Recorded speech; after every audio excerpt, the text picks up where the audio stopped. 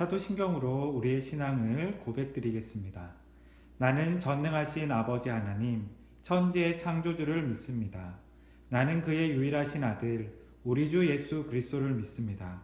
그는 성령으로 잉태되어 동정녀 마리아에게서 나시고 본디오 빌라도에게 고난을 받아 십자가에 못 박혀 죽으시고 장사된 지 사흘 만에 죽은 자 가운데서 다시 살아나셨으며 하늘에 오르시어 전능하신 아버지 하나님 우편에 앉아 계시다가 거기로부터 살아있는 자와 죽은 자를 심판하러 오십니다. 나는 성령을 믿으며 거룩한 공교회와 성도의 교제와 죄를 용서받는 것과 몸의 부활과 영생을 믿습니다. 아멘. 나 무엇과도 주님을 바꾸지 않으리. 다른 어떤 은혜 구하지 않으리. 오직 주님만이 내 삶의 도움이시니 주의 얼굴 보기 원합니다. 나 무엇과도 주님을 바꾸지 않으리. 다른 어떤 은혜 구하지 않으리. 오직 주님만이 내 삶의 도움이시니 주의 얼굴 보기 원합니다. 주님 사랑해요. 주님 사랑해요.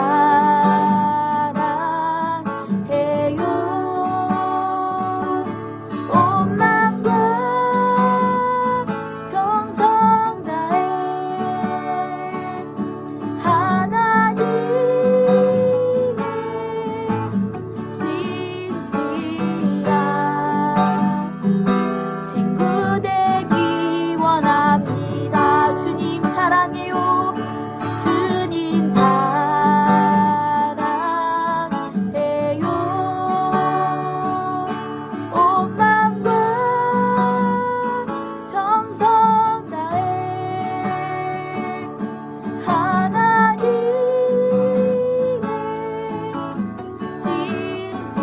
신실한 친구 되기 원합니다. 고백합시다. 주님 사랑해요. 주님 사랑해요.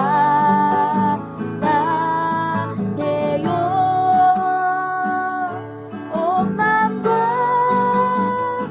정성 다해 하나님의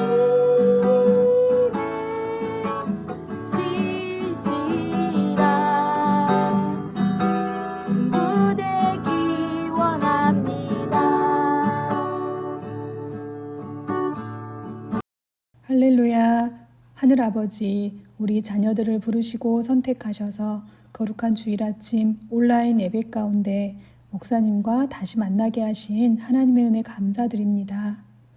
세상은 코로나의 불안과 공포 속에서 우리를 자유롭지 못하게 하고 있지만 그럼에도 불구하고 하늘아버지는 우리와 늘 함께 하셔서 지켜주고 계심을 믿습니다. 오늘 이 예배가 하나님 기뻐하시는 예배가 되게 하여 주시옵소서. 성령 하나님께서 임재하시고 우리를 다스려 주시옵소서.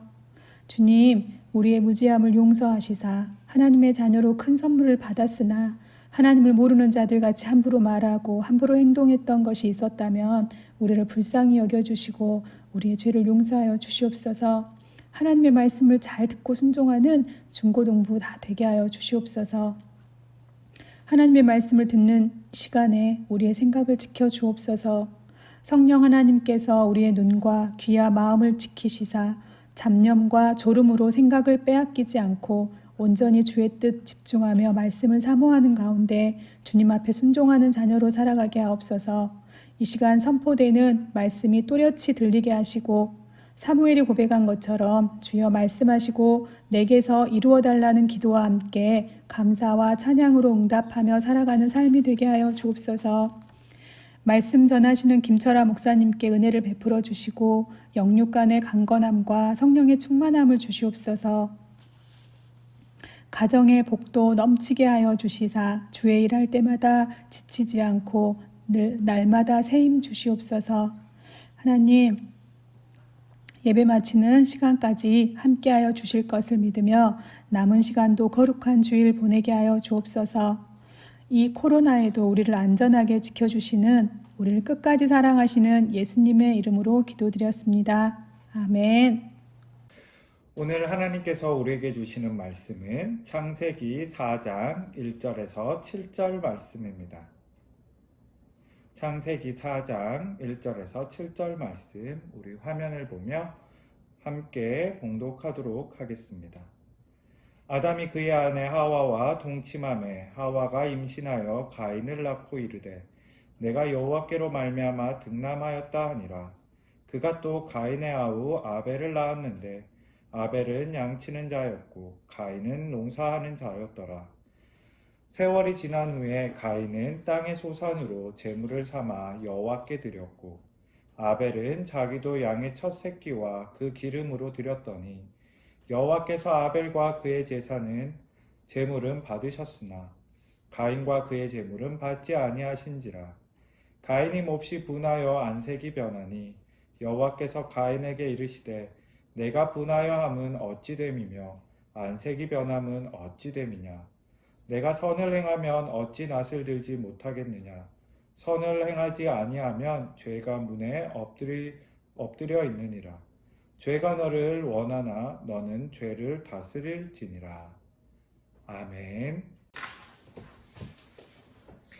샬롬. 하나님의 평안이 사랑하는 우리 중고등부 학생들과 또 선생님들 그리고 각 가정에 가득하기를 바랍니다. 여러분들 지난 한 주 잘 보내셨나요?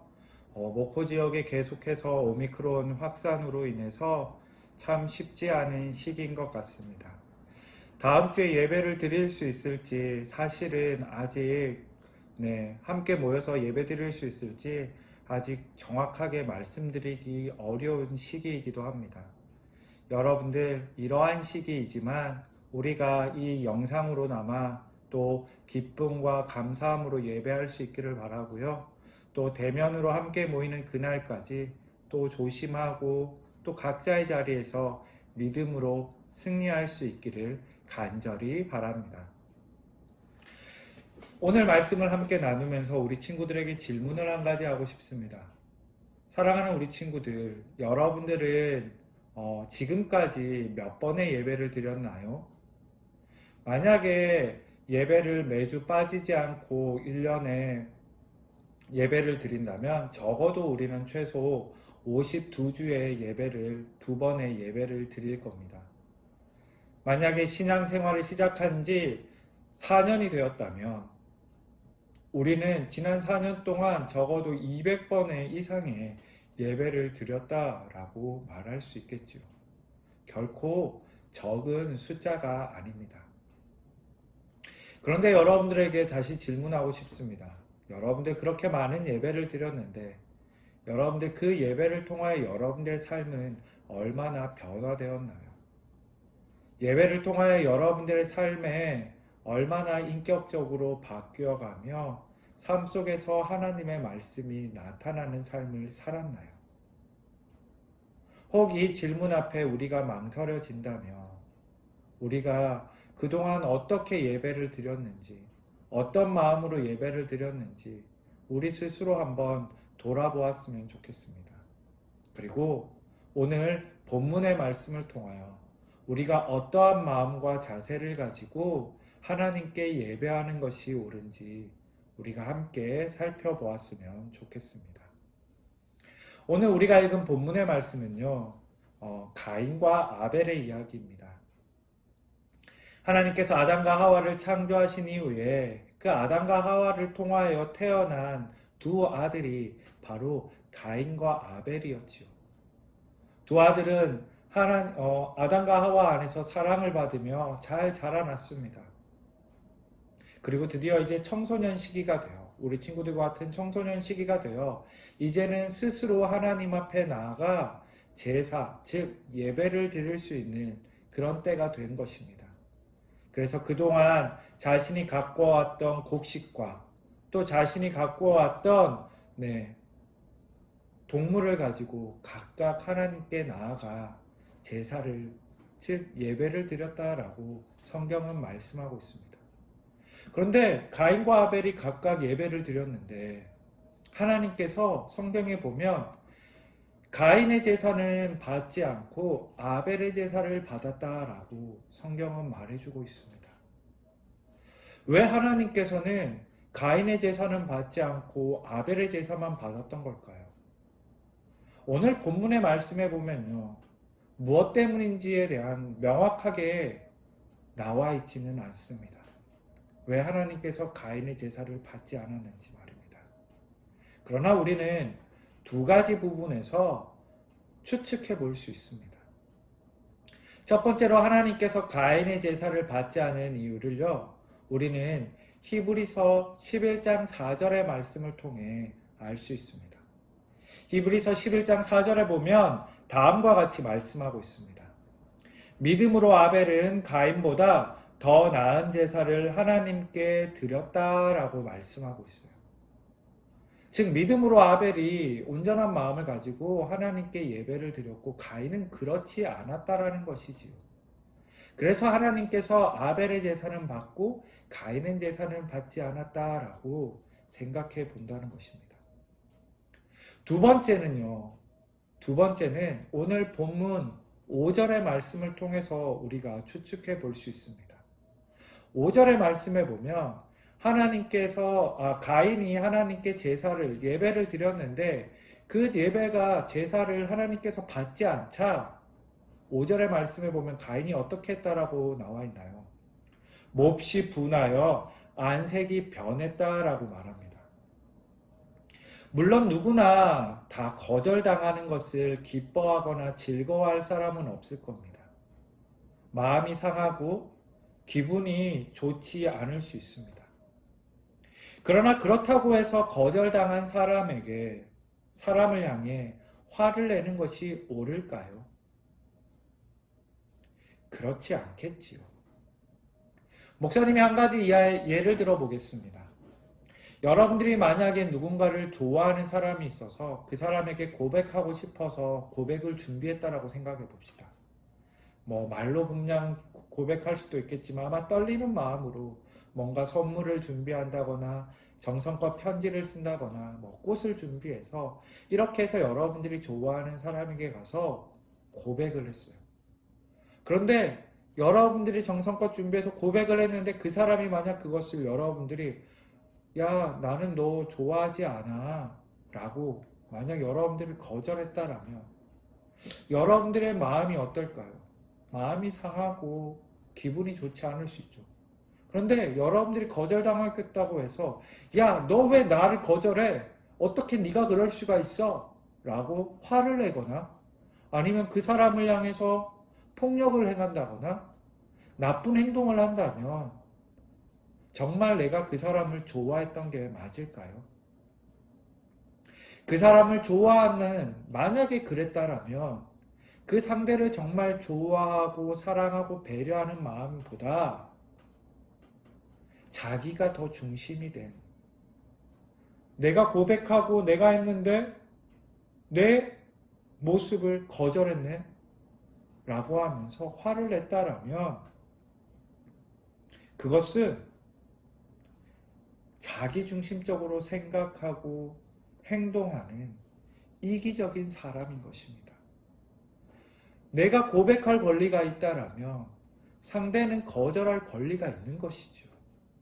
그거를 가지고 화를 내거나 어떠한 잘못한 행동을 한다는 것은 바로 자기 이기적인 행동과 마음이라는 것입니다.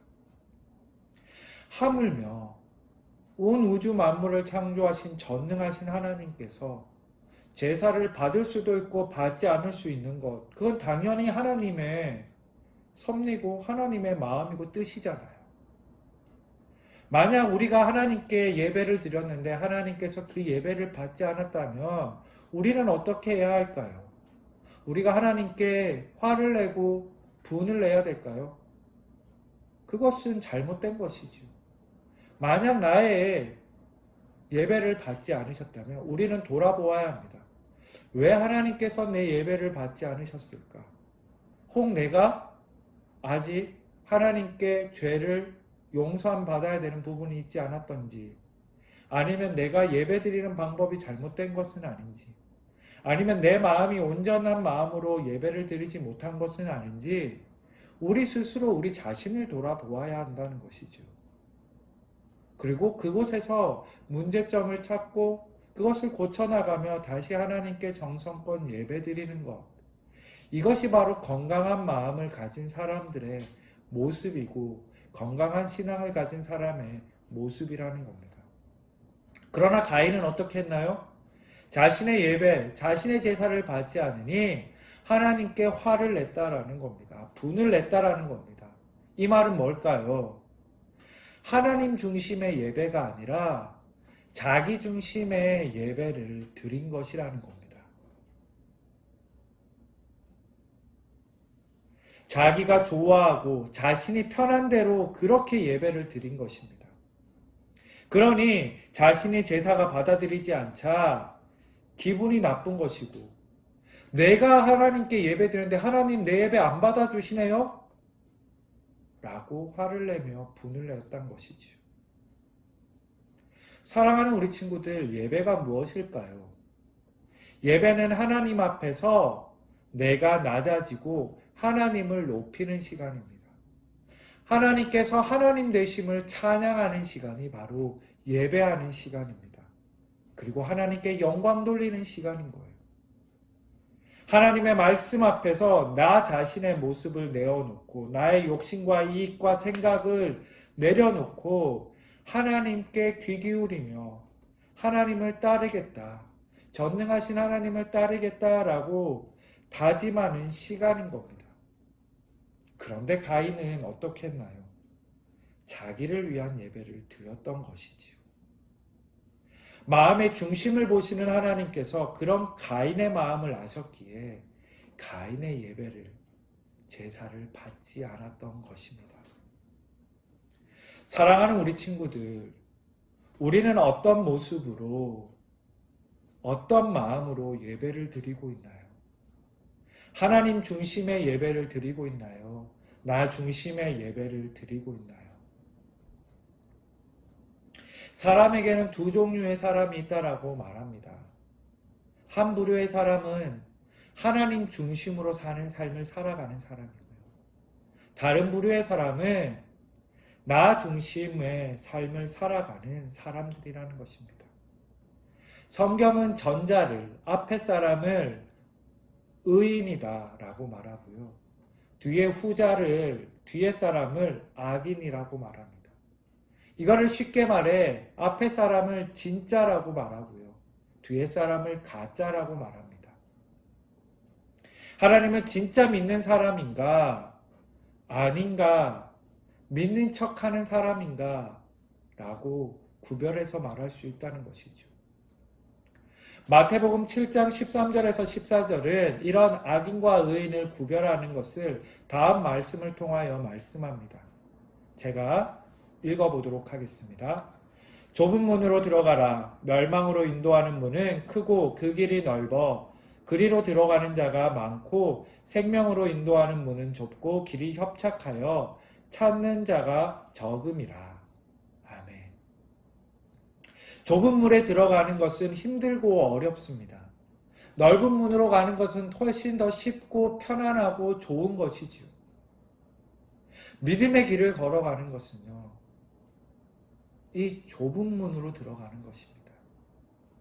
진짜 믿음의 사람은요, 진짜 하나님 말씀대로 따라 살아가다 보면 세상의 험한 일들을 만나기도 하고 어려움을 당할 수도 있어요. 오히려 반대로 믿는 척하거나 하나님을 믿지 않는 사람들이요, 오히려 세상에서 더 성공하는 것 같고 더 편안하고 더 즐겁게 사는 것처럼 보일 수 있습니다. 그러나 그 끝은 어떻게 된다라고 말씀합니까? 생명의 길, 생명의 문은 어디라고 얘기하나요? 좁은 문이라고 말씀합니다. 진짜 믿음을 가진 사람이요, 영원한 생명을 얻게 된다라는 것입니다. 사랑하는 우리 중고등부 친구들, 진짜 믿음의 사람이 되기를 바랍니다. 나 중심의 편안한 예배를 드리는 것이 아니라 하나님 중심의 예배를 드릴 수 있는 사람이 되었으면 좋겠고, 하나님의 중심된 삶을 살아갈 수 있기를 바랍니다. 물론 쉬운 일은 아닐 것입니다. 그러나 그러한 삶을 살아갈 때 우리는 진짜 믿음의 사람이 될 것이고요. 그러한 사람을요, 하나님께서는 끝까지 책임져 주신다라고 성경을 통해 우리에게 말씀하십니다. 사랑하는 우리 중고등부 모든 친구들과 제가, 우리 모든 선생님들이 그러한 은혜, 진짜 믿음을 가진 하나님 중심된 삶을 살아갈 수 있는 사람들 될 수 있기를 주님의 이름으로 축원합니다. 기도드리시겠습니다. 거룩하신 하나님 아버지, 고맙고 감사합니다. 하나님, 어렵고 힘든 상황 가운데서도 우리가 영상으로 예배드릴 수 있게 하시니 고맙고 감사합니다. 우리가 비록 영상으로 예배드리지만 우리의 마음과 정성을 다하여 진짜 하나님 중심의 예배드리는, 그리하여 우리 삶에 변화가 나타나고 예배하는 삶의 사람의 모습이 다른 것이 나타날 수 있는 진짜 믿음의 사람이 되게 하여 주시옵소서. 좁은 문으로 들어가는 것이 힘들고 어렵지만 그것이 생명의 길인 것을 깨닫고, 어디에 있든 어떤 상황이든 온 마음과 정성으로 예배하며 하나님 말씀 따라 살아가기로 결단하며 살아갈 수 있게 도와주시옵소서. 때로는 연약하여 그러한 삶을 살지 못할 때도 있습니다. 유혹에 넘어질 때도 있습니다. 흔들릴 때도 있습니다. 그러나 다시 참으로 예배함으로 하나님 말씀 앞에 우리 자신을 돌아보며 믿음으로 살아가기로 결단할 수 있게 도와주시옵소서. 또한 속히 코로나의 어려운 시기에서 벗어날 수 있게 도와주셔서 함께 만나 기쁨으로 예배드리며 하나님께 영광 돌릴 수 있게 도와주시옵소서. 이제는 주 예수 그리스도의 은혜와 하나님의 극진하신 사랑과 성령님의 감화 감동 교통 위로 충만하심이 나 중심의 가인의 예배가 아니라 온 마음과 정성을 다하여 하나님 중심된 예배, 하나님 중심된 삶을 살아가기로 다시금 결단하며 머리 숙인 사랑하는 빛과 소금교회 모든 중고등부 친구들과 모든 선생님들 머리 위에 하나님이 세우신 몸된 교회 위에 이 나라 이 민족 위에 이제로부터 영원토록 함께 하시기를 간절히 축원하옵나이다. 아멘. 이것으로 오늘 예배를 마치도록 하겠습니다. 여러분들 광고 드리겠습니다. 여러분들 중요한 광고, 첫 번째는 뭘까요? 지난주에 광고 드린 것처럼 이번 주 토요일 1월 22일 온라인으로 여러분들 우리 수련회가 진행됩니다. 토요일 하루 1시부터 8시 반까지인데요. 메타버스를 이용해서 여러분들 아마 굉장히 재미있을 것 같아요. 여러 프로그램들도 진행되고요. 또 저녁 집회도 유익하게 진행됩니다. 아직 신청 안 한 친구들 많이 신청해 주시고요. 그리고 함께 은혜 받을 수 있었으면 좋겠습니다. 두 번째 광고는요, 우리가 대면 예배가 어떻게 진행될지 아직 확정이 되어 있지 않습니다. 그래서 주중에 혹시 결정되는 대로 선생님들을 통하여 공지하도록 하겠습니다. 만약 바라기는 다음 주일은 우리가 함께 모여서 예배할 수 있었으면 좋겠는데요. 혹시 그렇지 못하게 된다면 또 선생님들을 통하여 계속 적으로 영상으로 예배 드려진다라는 것 기억하시고요. 그러나 우리가 영상으로 예배를 드리듯 대면으로 예배를 드리듯 오늘 주신 말씀처럼 하나님 중심된 예배 드릴 수 있는 우리 모두가 되기를 바랍니다. 건강 주의하시고요. 그러면 우리 다음에 또 만나요. 안녕.